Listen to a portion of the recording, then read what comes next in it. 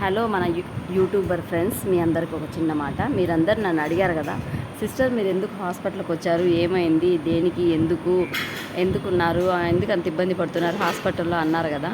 పెద్దన్నయ్యకి బాగలేదండి, చిన్నగా heart problem వచ్చింది. అందుకని కర్నూలు గవర్నమెంట్ హాస్పిటల్కి వచ్చాము. ఇప్పుడు కొంచెం పర్లేదు, 2 డేస్లో డిశ్చార్జ్. అనో ఆ చేయితో తిను, ఈ చేయితో కాదు తినాల్సింది, అవతల చెయ్యి. మర్చిపోయినావా? వచ్చాము అన్నయ్యని తీసుకొని. గిస్టులు అన్నీ అయిపోయాయండి. కొంచెం హార్ట్ ప్రాబ్లం ఉందన్నారు, అందుకని అన్నం తీసుకొని వచ్చాము అంతే. కొంచెం అయితే చాలా ప్రాబ్లంగానే ఉంది, చిన్న ప్రాబ్లం అయితే కాదు. హార్ట్ 100% ఉండాల్సింది, 25% పనిచేస్తుంది. అంటే హార్ట్ అంత వీక్ అయిపోయింది.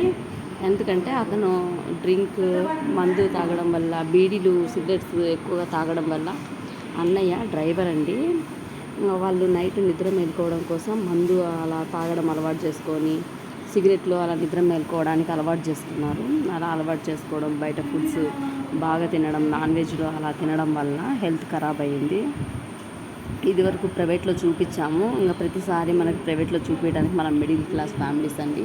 అందుకని గవర్నమెంట్ హాస్పిటల్కి తీసుకొని వచ్చి ఇక్కడ ట్రీట్మెంట్ చేయించడానికి అన్నయ్య ఇక్కడికి తీసుకొని వచ్చాము. ఇక్కడికి తీసుకొని వచ్చాకనే పర్లేదండి, చాలా బాగా ట్రీట్మెంట్ అయితే చేశారు. మేము పడుకోవడానికి వసతి సరిగా లేదు అనే తప్ప మా ట్రీట్మెంట్ మొత్తం సూపర్ జరిగింది. ప్రతి ఒక్కటి చాలా బాగా గవర్నమెంట్ హాస్పిటల్లో, కర్నూలు గవర్నమెంట్ హాస్పిటల్లో చాలా బాగా పట్టించుకొని చూశారు మేడమ్స్ కానీ సార్లు కానీ. సూపర్ అండి ట్రీట్మెంట్ మటుకు. కాకపోతే మనకు కొంచెం ఇబ్బందిగా అనిపిస్తుంది ఉండడానికి, దోమలు, రోడ్డు మీద కొంచెం ఇబ్బంది అనిపిస్తుంది, అంతేగాని ఆయన అయితే పర్లేదండి. 2 డేస్లో డిశ్చార్జ్ చేస్తామన్నారు. హెల్త్ అయితే ఇప్పటికైతే ప్రస్తుతం బాగానే ఉంది.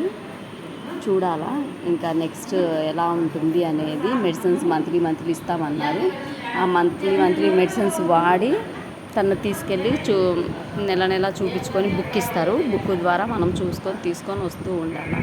ఇది అండి అన్నయ్య పొజిషను. ఇప్పటికైతే బాగుంది, పర్లేదు. థ్యాంక్ యూ సో మచ్ అండి. అందరు చాలామంది అడిగారు ఎలా ఉందక్క అని. పర్లేదు, ఇదిగో ఇలా ఉన్నాడు ప్రస్తుతం. ఇప్పుడైతే ఇంకా డిశ్చార్జ్ ఎప్పుడు చేస్తారో అనేది ఇవాళ ఈవినింగ్ అయితే తెలుస్తుందండి.